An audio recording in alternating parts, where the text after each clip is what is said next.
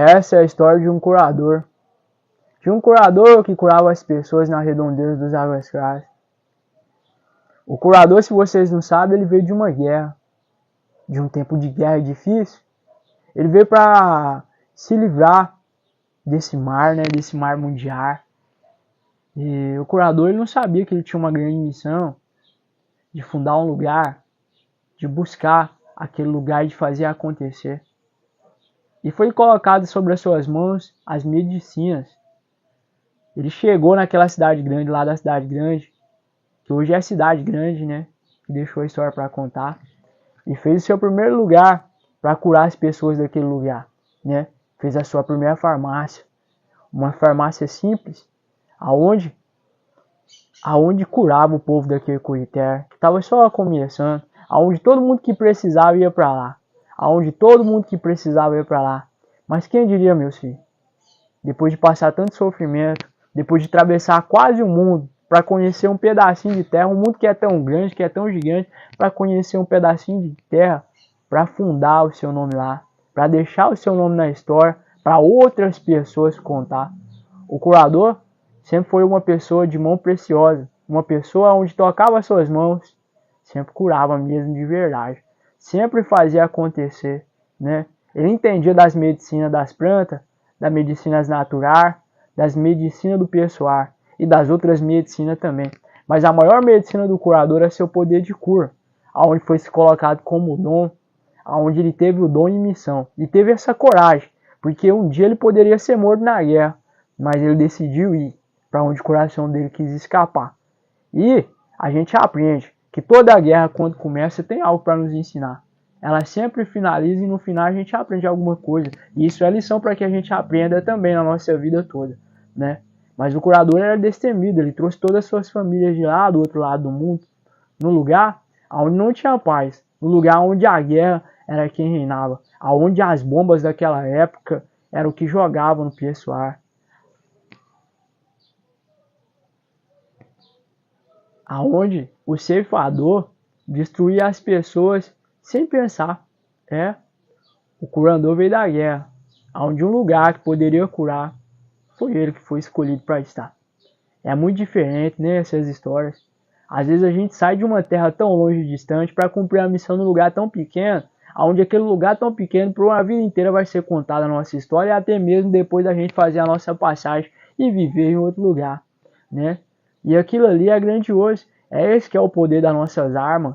É para isso que a gente veio para fazer, para a gente veio para aprender com o pessoal, né? O curador é a mesma coisa, ele jamais imaginaria na sua vida que ele teria que sair daquele lugar tão distante do mundo para vir para outra terra, para falar outros idiomas, para falar outras línguas, para curar outras pessoas, para conectar com outras pessoas, para entender o conceito de outras pessoas, né? Ninguém imaginaria que um dia seria assim. Mas o curador foi destemido. Ele sabia que ele ainda teria força para curar, mesmo estando tão machucado, mesmo sendo tão tirado, ainda ele tinha energia para colocar para o povo, para dar para o povo, através das medicinas, das ervas, das plantas, da natureza, porque dentro dele a missão já entendia. E o curador virou uma vida inteira, andou uma vida inteira fazendo o que tinha que ser feito, né? Às vezes lá no começo a gente não vai entender a nossa missão, a vida vai dar essa volta, vai dar essa giração, mas depois, lá na frente, a vida vai contar a história que foi feita pra gente e que é pra gente dar seguir em frente, sem medo, sem destemer e se colocar no lugar, né? O curador, ele veio para curar a si mesmo através dos outros, porque é assim que a gente aprende. É curando o povo que a gente aprende a nos curar. É curando os outros que a gente aprende a nos curar. E o curador sabia, depois de tantos traumas, depois de ter visto tanto, depois de ver tanto sofrimento, depois de perder tantas pessoas, o curador sabia que mesmo sem força naquele momento, ainda ele sabia que lá no fundo, lá no profundo, lá dentro, ele ainda teria força para poder curar. Porque as forças que vêm dentro da gente, às vezes nem a gente entende. Ela só está adormecendo. E às vezes a gente pensa que as forças acabou, que tudo se acabou, que tudo se alastrou, que tudo é o final.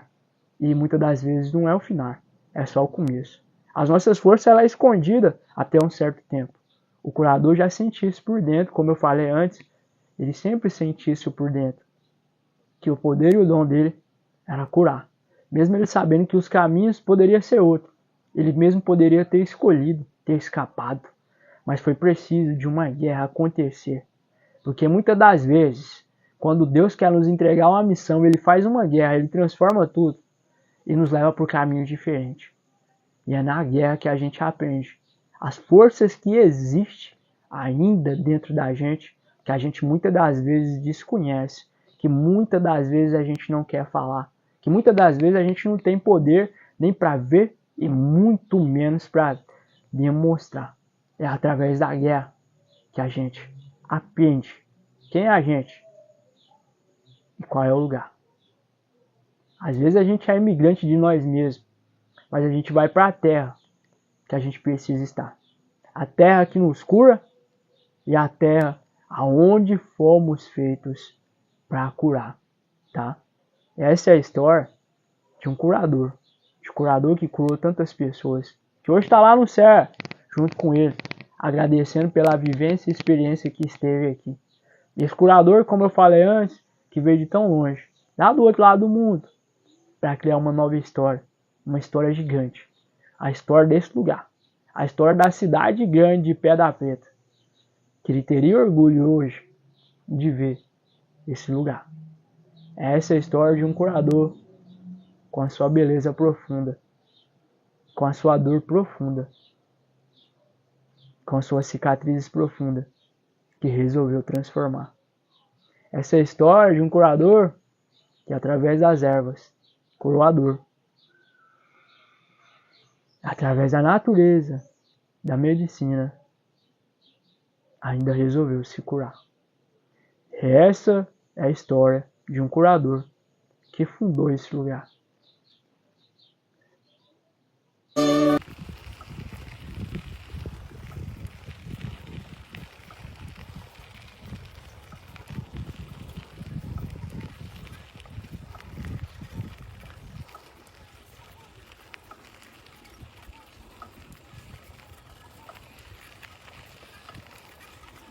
Curadoras dos águas claras. Muitos se diziam que havia mistério naquele lugar, havia mistério naquelas águas, que eram as águas curadoras que tinha naquele curritério, e era missão esconder aquelas águas. Havia uma moça muito bonita, uma moça linda, uma moça negra, que sempre guardava os mistérios daquele lugar, né? E que ninguém podia tocar naquelas águas, nas águas claras, onde havia as pedrinhas pretas que chega brilhava lá no finalzinho, e chega quando os olhos olhavam, aqueles brilhos refletiam. Aquela mocinha foi crescendo, foi se tornando uma senhora, a senhora Dona Preta. Dona Preta guardava e escondia ainda o segredo daquele curritério, que crescia, que se iluminava sempre. Diziam que tinha uma mina, uma nascente, meio que escondida naquele lugar. A missão de Dona Preta era esconder essa mina dos homens-mar, dos homens que queriam aquelas terras, dos homens que queriam destruir aquele lugar, né? Dona Preta escondeu essas histórias por muitos anos, junto com algumas pessoas misteriosas do curritério, assim o padre, assim o senhorzinho, assim todo o pessoal mais antigo que referia naquele curritério. Aquelas águas misteriosas dizia que se brilhava em noite de lua cheia, quando o pessoal olhava. Era água que curava, era água que levava e que levava a arma das pessoas, né? Dona Preta, misteriosa como sempre tentava esconder. E ela sempre inventava uma lenda que por aquele lugar lá tinha uma onça muito brava, onde o pessoal não podia adentrar, porque se adentrasse aquela onça misteriosa iria atacar. Era a proteção que tinha sempre. Pois existia essa onça sim, era uma moça que se transformava, era uma das guardiãs das águas que se passava por lá. E que ninguém podia tocar aquela água misteriosa que se podia tocar para beber naquele lugar, né? Até que um dia aconteceu um imprevisto. Os homens mar, foi adentrar aquele lugar. Dona Preta guardava aquele lugar e disse também que a onça, naquele dia, estava tudo a esperar. Todos eles guardavam aquele lugar. Os homens queriam aquele lugar, que queriam aquela água, e levaram tanques e tanques para guardar aquela água, vários recipientes para guardar aquelas águas, litros e litros enormíssimos, para guardar aquela água e para comercializar.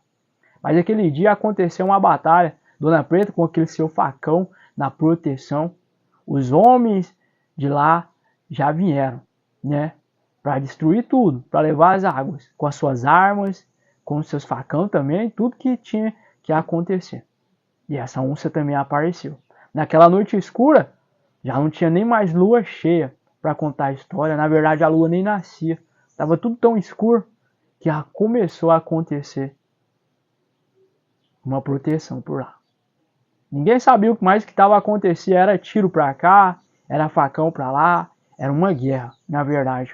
Uma guerra para proteger o mistério das águas claras.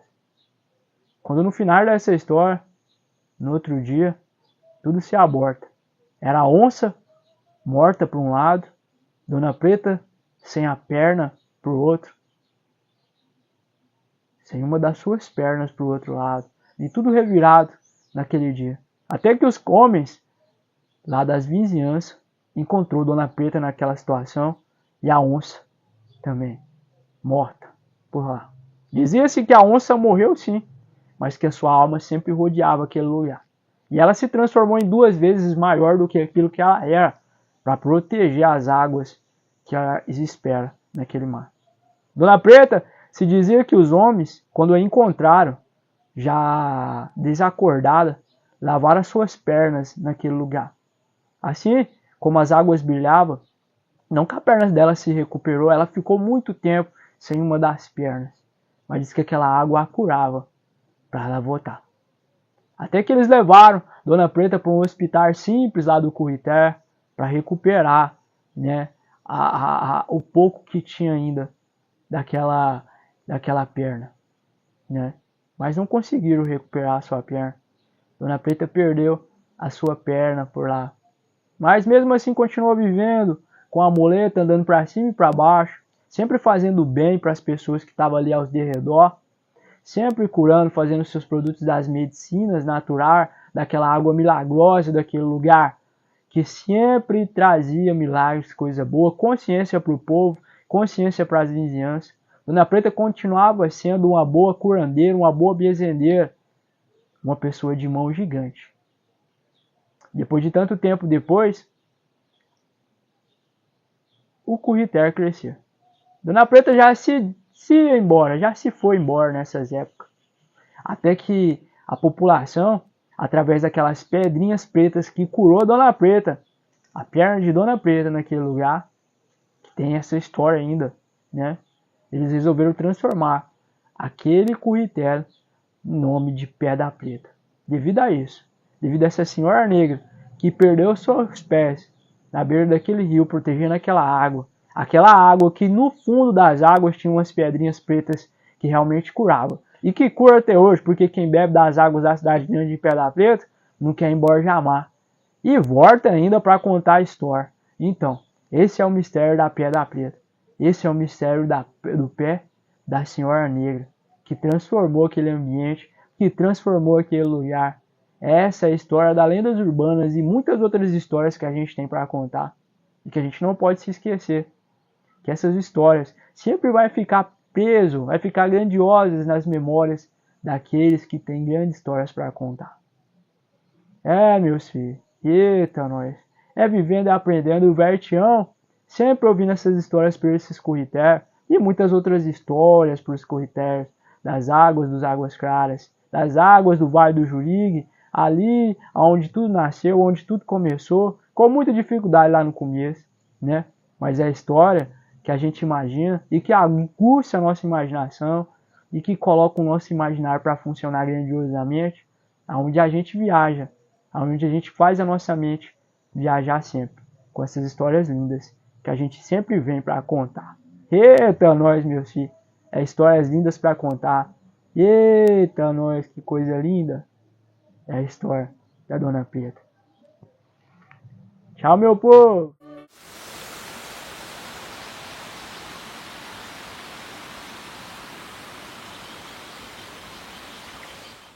O Guardião da Serra. No alto da serra, onde a neblina dança entre as copas das árvores e o vento canta canções antigas, morava um homem conhecido apenas como o Caboclo da Mata. Seu barraco simples, feito de madeira bruta, era o coração da sua existência. Não precisava de luxo, apenas das terras, das águas e dos seres que habitavam aquele mundo encantado. Caboclo era um menino fechado, de poucas palavras, mas a sua presença impunha respeito. Diziam que ele tinha o dom de conversar com os animais e ouvir a voz da floresta. Quando caminhava pelos rios e matas, tudo ao seu redor parecia se aquietar, como se a natureza lhe prestasse referência. Com suas ervas, sabia curar enfermidades que nem os médicos da cidade conseguiam explicar. Muitos vinham de longe para buscar suas receitas milagrosas. Seu maior inimigo era o fazendeiro, um homem ambicioso que via as árvores como meras mercadorias e os rios como obstáculos para suas plantações. Por diversas vezes tentava expulsar o caboclo da serra, mas nada o abalava. Caboclo sabia que a sua força vinha de algo maior, algo ancestral. Até que em uma noite de lua cheia, Braga enviou seus capangas para dar um fim no guardião. Eles subiram a serra, armados, determinados a arrancá-lo à força. Mas ao chegarem, algo inexplicável aconteceu. Os cães do caboclo começaram a latir incessantemente, e os homens, por mais que tentassem, não conseguiam enxergá-lo. Sentiam sua presença, ouviam sua voz, calma, mas ele era invisível aos seus olhos. Assustados e confusos, desceram a serra com pressa, mas a noite lhes reservava outro castigo. O céu desabou em uma chuva torrencial. Os ventos uivaram como lamentos, e o riacho, que até então era tranquilo, transbordou em fúria.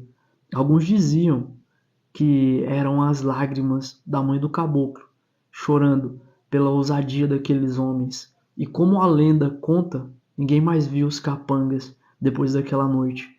Foram engolidos pelas águas, sem deixar rastros. Anos depois, o caboclo da mata partiu deste mundo, de velhice e serenidade, mas seu legado nunca se apagou. O povo ainda conta suas histórias e dizem que em noite de chuva forte, se ouvir bem, pode-se escutar o eco de seus passos, protegendo a terra que sempre amou.